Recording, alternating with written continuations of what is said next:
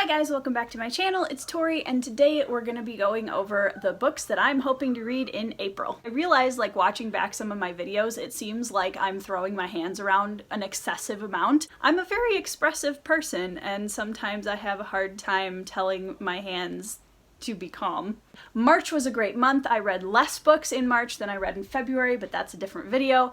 And I'm really excited about April because I feel like taking a little bit of a break and reading fewer books and just kind of really enjoying the books that I was reading was amazing, and now I cannot wait to jump back into some new reads for the month of April. My personal philosophy on TBRs is that you should have them if you feel like it, and if you don't get to all the books on your TBR, no one's going to die. When I am setting up a TBR for a new month, I try to give myself a lot of variety. That's another thing that I think is really helpful when you're looking at books to read. I try to give myself a variety of styles of writing, a variety of lengths of books, because sometimes after you get done with a giant novel, you just want something short, sweet, and to the point. If I'm really not feeling it, I don't put it on my TBR, because there's nothing worse than staring at that one book that you keep telling yourself, I need to read this, I have to read this, as opposed to I'm really excited to read this.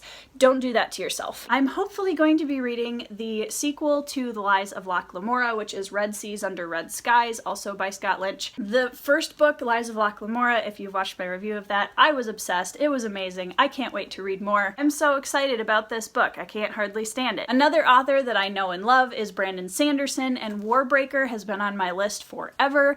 It's a standalone for now. I've heard it's amazing. It has a great magic system, so this is definitely on my list to try to get through in April. I did throw a couple shorter books on this list because it's really important, like I said before, to have a couple of books that are just really easy reads, whether that's middle grade or something really short, even short stories or poetry, that you can kind of sprinkle in between all of the really big, heavy tomes, just to give yourself a little bit of a break. The two that I have on this list, there are more on my shelf, but these are the two that I want to finish.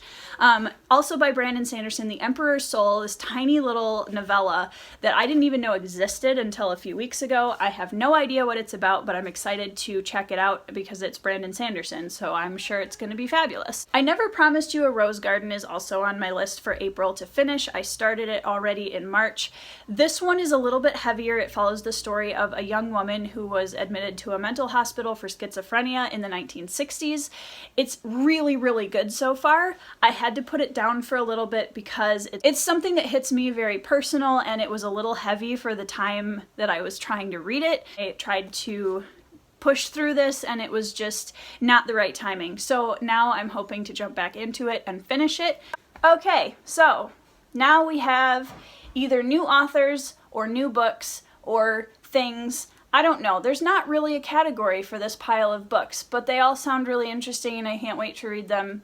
So we'll just call that the category. The first one is our April book club pick of the month, Rage of Dragons by Evan Winter. I am pumped. I cannot wait to read this book. I am showing you the wrong side. Join the book club, read it with us. It's going to be a blast. I'm going to do a follow-up discussion at the end of the month, and we also have a Goodreads group for the book discussion, which I will link down below in the description box. We have Avalon, which I found this on Bookoutlet. It's completely random. This is apparently the teenage version of Firefly, which is my favorite TV show of all time. If you haven't seen it yet and you are a science fiction fantasy nerd, it's amazing. You need to watch it. I don't know if this is going to be horrible or not, but I'm going to read it. I have no idea what to expect, but it said Firefly in the reviews. I have another book called An Unkindness of Magicians by Kat Howard, and this is supposedly a kind of magic school trope done really, really, really well. I've heard raving reviews of this book, and the cover is amazing, so that didn't hurt its case at all.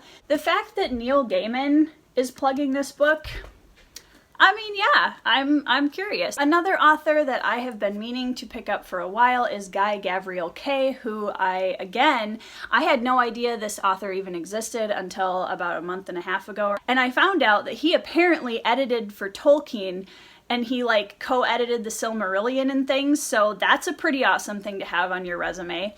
But I've heard that he writes really beautiful prose, that he has really good heart-rending moments in his books.